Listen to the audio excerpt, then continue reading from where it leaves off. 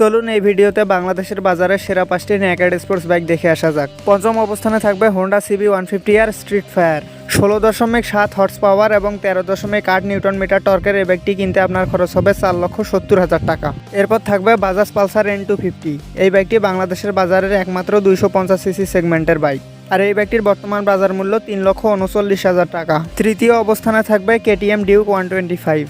একটা 125 সিসির বাইক হওয়া সত্ত্বেও এই বাইকটি কিনতে আপনার খরচ হবে 5,30,000 টাকা। দ্বিতীয় অবস্থানে থাকবে ইয়ামাহা MT-15। এই বাইকটি বাংলাদেশের হাজারো ছেলের ড্রিম বাইক, কিন্তু এটার বর্তমান বাজার মূল্য বাংলাদেশে 5,25,000 টাকা।